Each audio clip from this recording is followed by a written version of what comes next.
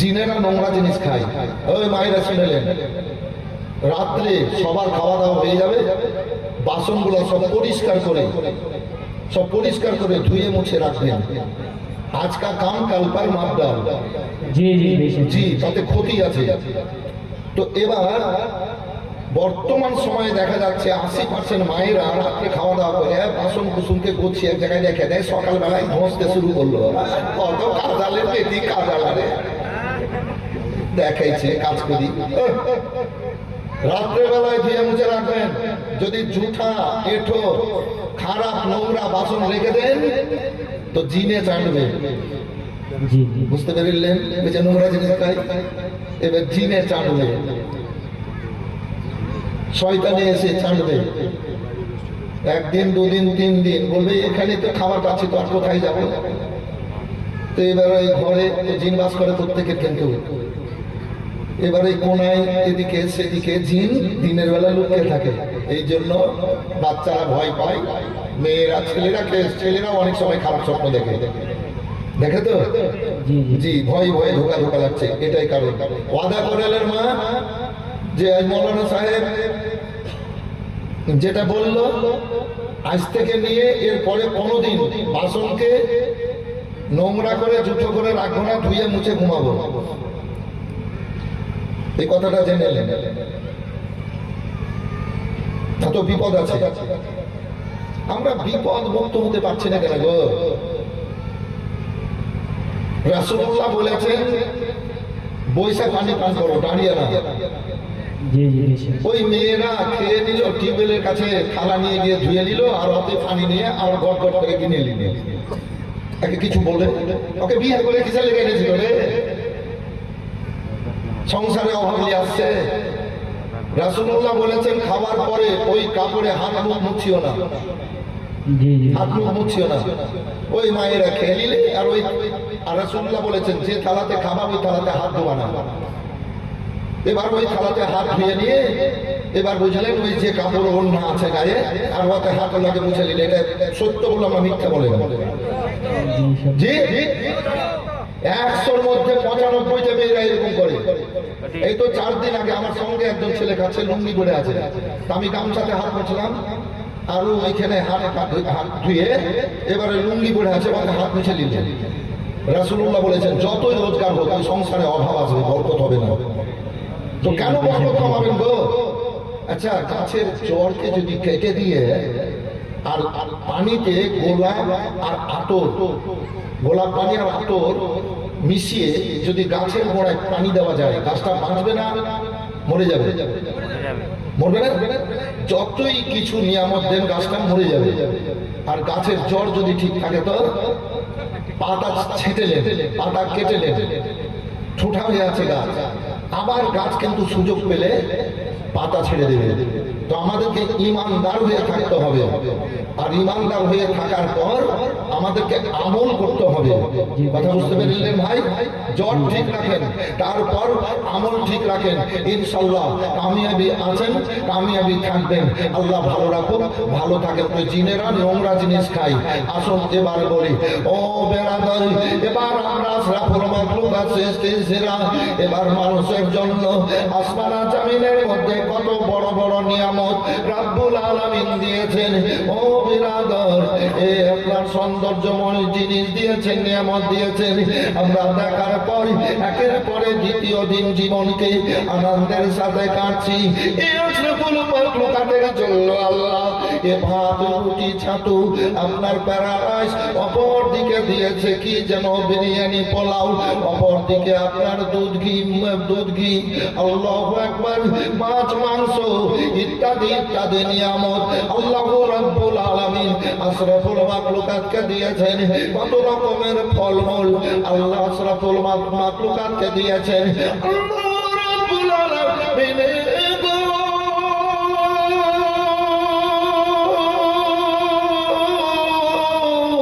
যতগুলা নিয়ামত খাবার এবং পান করার দিয়েছেন, সব কিছুর স্বাদ বুঝার ক্ষমতা আল্লাহ মানুষের মুখে দান করেছে। কি সব কিছুর স্বাদ বোঝার ক্ষমতা আল্লাহ মানুষের মুখে দান করেছেন। আমাদেরকে আল্লাহ কত বড় বড় নিয়ামত দিয়েছেন শরীরে, আমরা তো ভাবি না। চোখ নিয়ামত, মুখ নিয়ামত, নাক নিয়ামত, কান নিয়ামত, হাত নিয়ামত, পা নিয়ামত, নাকি এই নিয়ামত দিয়ে আল্লাহর দুনিয়াতে তো ভালো কাজ করতে হবে।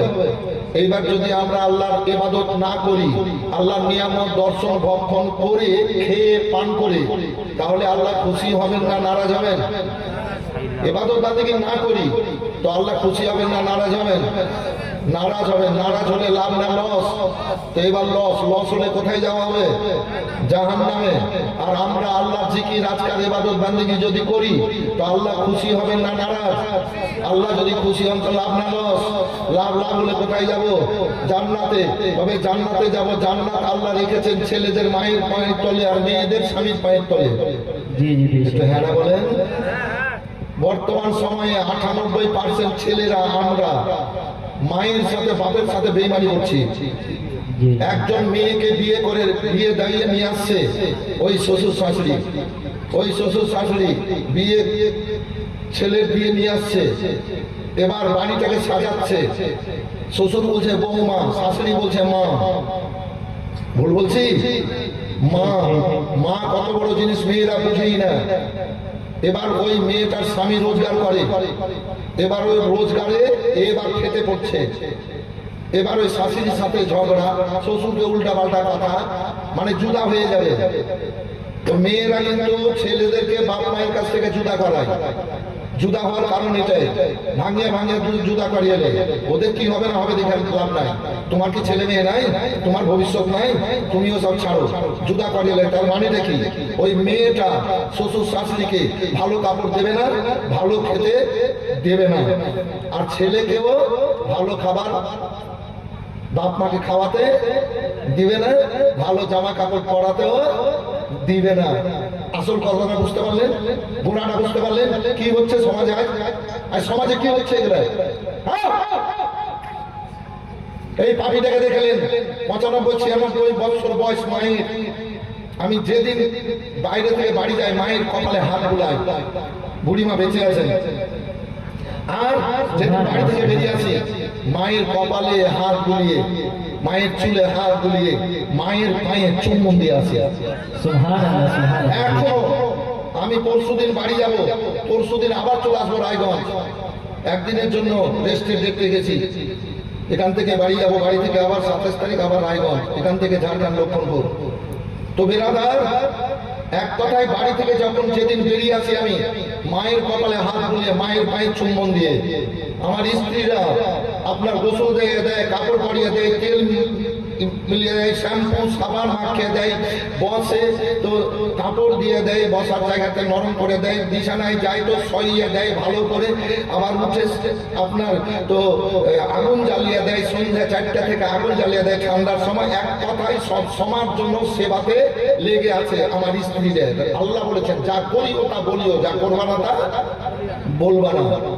আপনারা ওয়াদা করেন এই ছেলেরা মায়ের পায়ের তলে জান্নাত, মা এর চেহারা মহব্বতে যদি ছেলেরা দেখে একবার তো আল্লাহ একটা উমরা মকবুল হজের নেকি দান করে দেন। আল্লাহ রাসূল সাল্লাল্লাহু আলাইহি ওয়াসাল্লাম কে সাহাবীরা বলেন ইয়া রাসূলুল্লাহ নবী গো, ছেলেরা যদি দিনের বেলায় 50 বার মায়ের চেহারা দেখে তাহলে কি হবে? আল্লাহ রাসূল বলেন ছেলেরা দিনের বেলায় মায়ের চেহারা যদি 50 বার মহব্বতে দেখে আল্লাহ 50টা উমরা মকবুল হজের নেকি দান করে দেন।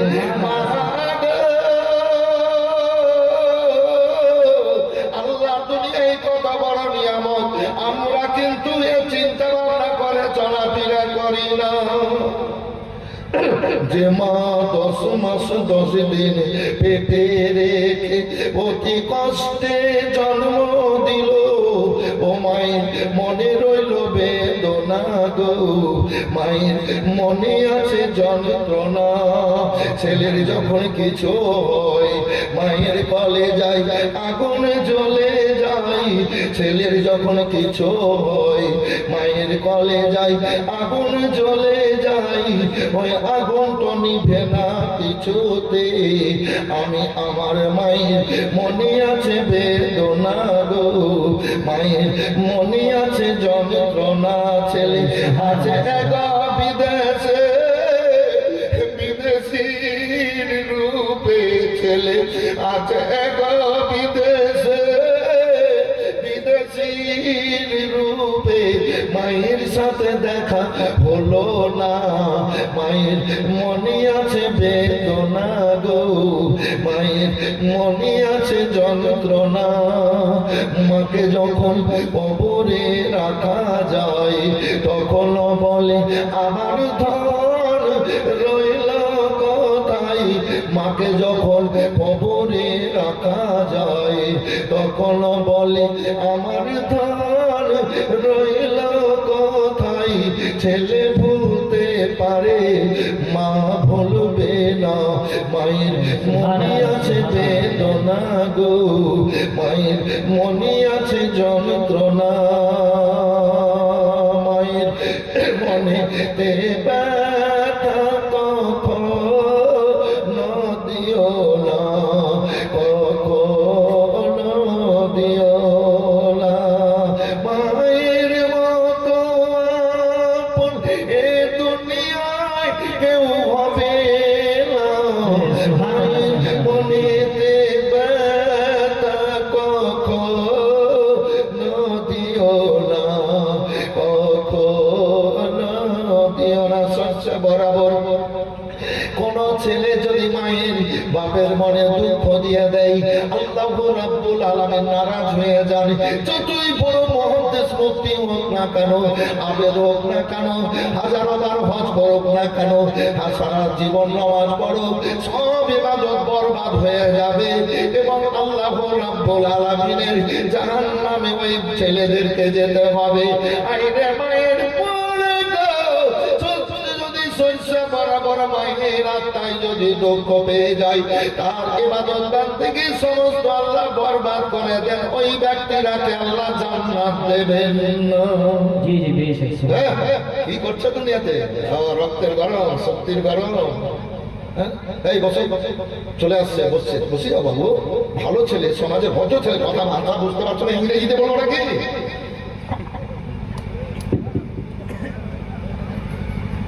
এই বসো বসো বসো সোনা, তোমরা ইমানদার জান্নাতি মায়ের বেটা। মায়েরা কত সুন্দর ভাবে এসে বসে যাচ্ছে, দেখো তা কত সুন্দর পরিবেশে আগ্রহ প্রকাশ করেছে। কালকে ছিলাম ইটাহারপুর মানপুরে, তো কত সুন্দর ভাবে বক্তব্য শুনলো রাত 2টা পর্যন্ত, কোনো শব্দ নাই, চুপচাপ নাই, ছেলেরাও এসে বসে গেল। সিমলাতে ছিলাম, প্যান্ডেল বাড়াইতে হয়েছে, বড় প্যান্ডেল করে এখন ভেবেলে কেমন লোক হয়েছে। দ্বিতীয় দিন পন প্যান্ডেল স্টেজ বাড়াইতে হয়েছে ভেঙে, তো চুপ করে এসে সব বসে যাচ্ছে বুঝলেন। তো ব্যাপার হচ্ছে নিজেরা একটু আগ্রহ প্রকাশ করব, তো আমার আল্লাহ খুশি হবেন, আর জামানার প্রতিটা সৃষ্টি এবং যেখানে দাঁড়িয়ে ছিলাম এবং বসে যাব ওই জায়গাগুলোও খুশি হয়ে যাবে। কি বাবু ঠিক না? খুশি হয়ে যাবে। মৌলানা কেমন কথা বলেন? এই যে দুপুরের উপরে বসে আছেন, আল্লাহ রাব্বুল আলামিন কালাম পাকের মধ্যে করে ঘোষণা করে বলেছেন ইউসাব্বিহু লিল্লাহি মা ফিস সামাওয়াতি ওয়া মা ফিল আরদ।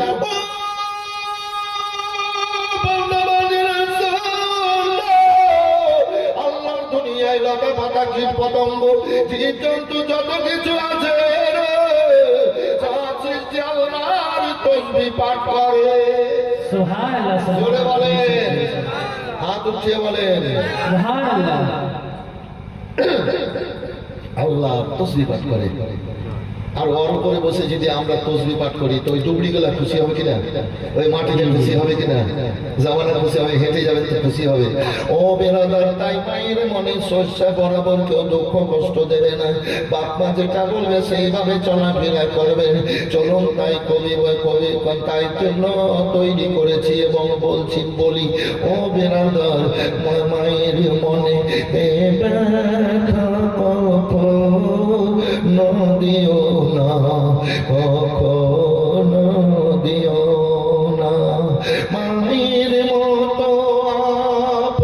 এ দুনিয়ায় কেউ হবে না, মায়ের মনে দেবে কখনো দিও না, কখনো দিও না। মায়ের মুখের হাসিতে খুশি হই আল্লাহর আরজ করছি, মায়ের মুখের হাসিতে খুশি হই আল্লাহর আরজ করছি। ও কি মায়ের পায়ের তলে আল্লাহ রেখেছে জান্নাতের ঠিকানা, মায়ের মনে দেবে কখনো দিও। বর্তমান সময়ে অনেক অনেক পরিবারে ছেলে কাজ বস রান্না পোলাও রান্না করে ছেলে মেয়েকে এবং ওই মেয়েটা তার বাপ্পাকে ডেকে আনন্দ করে খাচ্ছে। আর এই শাশুড়ি আর শ্বশুর মানে ছেলেটার বাবার মাকে ওই গোষ্ঠীর দুটো টুকরা আর পোলাওয়ের বিরিয়ানির 4টা দানাও দেয় না। ওই ছেলের মা চোখের পানি ফেলিয়াছের পরে দ্বিতীয় দিন কাটে, তবুও ছেলের জন্য বরদোয়া করে না। বলুন গো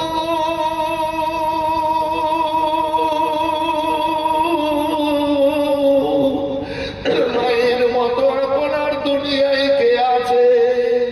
बेशक बेशक কি অনেক বক্তব্য আছে মায়ের, আগে সব বক্তব্য করতাম কিন্তু আমাকে আজ ভেঙে দিয়েছে। তাই আল্লাহ পাঠিয়েছেন ইবাদত বান্দিগির জন্য, জিকির আজকার করার জন্য। তাই মায়ের সেবা করিয়েন, না হলে সব ইবাদত বরবাদ হয়ে যাবে। जी जी बेशक আর আল্লাহর ইবাদত বান্দিগি করিয়েন, জিকির আজকার করিয়েন, যার জন্য আল্লাহ পাঠিয়েছেন। আল্লাহ খুশি হবেন তো আল্লাহ জান্নাত দেবেন। আল্লাহ রাব্বুল আলামিন পাক কালাম পাকের মধ্যে ঘোষণা করে বলেছেন, কুল্লা আসআলুকুম আলাইহি আজরান ইল্লাল মুহাদ্দাতা ফিল কুরবা। হে নবী, তোমার উম্মতিদের তুমি বলে দাও। কি বলবো আল্লাহ? বলে দাও লা আসআলুকুম আলাইহি আজরান ইল্লাল মুহাদ্দাতা ফিল কুরবা। আল্লাহর হুকুম হলো, আমার রাসূলুল্লাহকে নবী আমার বলছেন, উম্মতিরা রে, আমার জন্য তোমরা কালমা পেয়েছো, কালমা পড়ে ইমানদার হয়েছো। আমার জন্য তোমরা ইমানদার হয়ে মহামূল্যবান খোদারকে তার কালাম পেয়েছো, কোরআনে মাজিদ পেয়েছো। আমার গোলাম সেজে গোলাম হয়ে আল্লাহর দিদার করে জান্নাতে যাবা। এ নবীকে পেয়ে পরিবেশ পেয়েছো। এ আমার উম্মতিরা শোনো, নবীর কারণে তোমরা বাবা পেয়েছো, নবীর কারণে এ দেহে তোমরা বড় বড় নিয়ামত পেয়েছো, নবীর কারণে আসমান জমিনের মধ্যে তোমরা বড় বড় নিয়ামত পেয়েছো রে। এর জন্য আমি তোমাদের কাছে চাই না কোনো বাদলা, আমি চাই না কোনো প্রতিশোধ। আমি চাই আমার পরিবার জনের সঙ্গে তোমরা মহব্বত করিও, আমার আহলে বাতের সাথে তোমরা মহব্বত করিও। নবীর পরিবার জন সব নবীর পরিবার মহব্বত যারা রেখেছে, এ নবীর বংশ, নবীর আহলে বাত খাস খাস কিছু করা আছে। একদিন আমার রাসূলুল্লাহ ফাতেমাকে বলেন, আলীকে বলেন, আলী এসো আমার সামনে দাঁড়িয়ে যাও। দাঁড়িয়ে গেলেন, হযরতে ফাতেমা দাঁড়িয়ে গেলেন, হাসান হোসেন এসে দাঁড়িয়ে গেলেন। আল্লাহ রাসূল আমার চাদর দিয়ে ঢেকে নিয়ে আল্লাহর কাছে দোয়া করলেন, হে রাব্বুল আলামিন, আমার এই চারজনকে তুমি আল্লাহ পাক পবিত্র বলে ঘোষণা করে নাও। আল্লাহ গো, খাস রহমতের চাদরের মধ্যে রাখো। আমার আল্লাহ বলেন, হাবিব শোনো, ওয়ালা সাউফা ইউতিকা রাব্বুকা ফাতারদা। হাবিব, তোমার রব, তোমার আল্লাহ তোমাকে এত দেবে, তুমি রাজি হয়ে যাবা, খুশি হবা।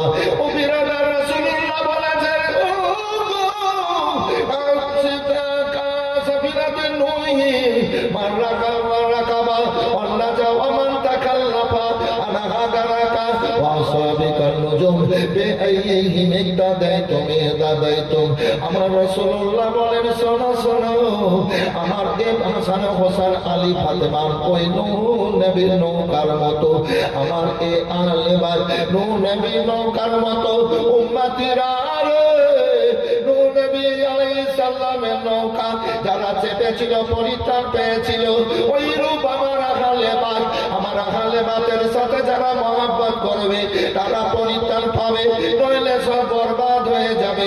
আমার সাহাবীরা নক্ষত্রের মতো নক্ষত্রের তুলনা আমার সাহাবীদের রাস্তা অনুসরণ করো, অনুকরণ করো, তোমরা আসল জায়গায় যেতে পারবে, পথ পেয়ে যাবে। আল্লাহু আকবার, আল্লাহু আকবার, আল্লাহু রাব্বুল আলামিনের হাবিব সাল্লাল্লাহু আলাইহি ওয়াসাল্লাম বলেছেন মাম্মা তাআলা হুব্বে আলী মুহাম্মদ সাল্লাল্লাহু আলাইহি মুহাম্মদ সাল্লাল্লাহু আহলে বাইতের হাসান হোসেন আলী ফাতেমার প্রতি যারা মহব্বত রেখে চলবে তারা ইমানদার এবং জান্নাতি হয়ে চলাফেরা করবে। বলেন সুবহানাল্লাহ। নবী গো বলেন সাহাবীরা শোনো আমার বেটি বড় হয়েছে, এ জান্নাতি খাতুন ফাতেমা, আমার বেটি ফাতেমার বিয়ে দেব। 16 বছর বয়স পেরিয়েছে ভাইজান আমার, এবার নবী বলেন বিয়ে দেব। সাহাবীরা একজন ছেলে খুঁজো, তুমি আবু বকর সিদ্দিক রাদিয়াল্লাহু তাআলা আনহু মনে মনে বলতেন, ও বিরাদার প্রকাশ করেছিলেন আল্লাহর হাবিব সাল্লাল্লাহু আলাইহি বেটি জান্নাতি খাতুনের সাথে যদি বিয়ে হয় তাহলে আমার জীবন যে ধন্য আছে আরো উজ্জ্বল হয়ে যাবে। বলেন আল্লাহু আকবার। আবু বকর সিদ্দিক রাদিয়াল্লাহু তাআলা আনহুর মনের মধ্যে খেয়াল ছিল, কিন্তু জান্নাতি খাতুনের সাথে হযরত আবু বকরের বিয়ে হয়নি। আবু বকর সিদ্দিক রাদিয়াল্লাহু তাআলা আনহু নিজের বেটি আয়েশাকে দিয়ে আমার রাসূলুল্লাহকে জামাই বানিয়ে নিয়েছিলেন।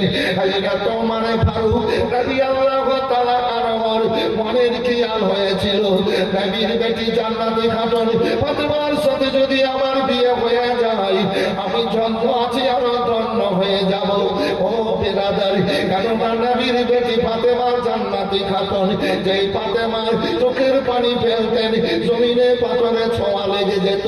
আমার আল্লাহ বলতেন জিবরাইল জান্নাতি খাতুনের চোখের পানি পড়েছে জমিনে, যাও জান্নাতে নিয়ে এনে বিখরে দাও। নিয়ে চলে যেতেন, চোখের পানির ছোঁয়াতে ওই মাটি পাথর গুলা সোনা হয়ে যেত। জোরে বলেন সুবহানাল্লাহ। ফাতেমা প্রত্যেকটা চুল মুবারক আল্লাহর জিকির করত। ফাতেমা তো জাওহারা রাদিয়াল্লাহু তাআলা আনহার প্রত্যেকটা শরীর মুবারকের ওই চুল মুবারকের গোড়া দিয়ে কোরআন পাকের কসব বের হতো। তাই হযরত ওমর ফারুক রাদিয়াল্লাহু তাআলা বলেন, ও বলতেন যদি ও ফাতেমার সাথে আমার বিয়ে হয়ে যায় আমি তো উজ্জ্বল আছি, আমি তো ধন্য হয়ে আছি, যেহেতু নবীর গোলাম হয়ে আছি। আল্লাহু আকবার। ফাতেমার সাথে বিয়ে হলে আরো আমি বেশি বেশি গর্বিত হয়ে যাব। বিয়ে হয়নি, আল্লাহর হাবিব সাল্লাল্লাহু আলাইহি ওয়াসাল্লাম ওমর ফারুক রাদিয়াল্লাহু তাআলা আনহু নিজের বেটি হাফসা রাদিয়াল্লাহু তাআলা আনহার সাথে নবীর সাথে বিয়ে করিয়েছিলেন। এই বিরাদার, এবার সাহাবীরা বলেন আল্লাহর রাসূল গো জামাই কোথায় খুঁজবো? আপনার বাড়িতে তো এই জামাই আছে। সুবহানাল্লাহ, সুবহানাল্লাহ, সুবহানাল্লাহ বলেন। চলে আসেন ভাই, বসে যান, বসে যান। শোনা ভদ্র সমাজের ব্যক্তি আপনারা, আপনাদের ভদ্রতা আছে, আসছেন, বসে। এইবার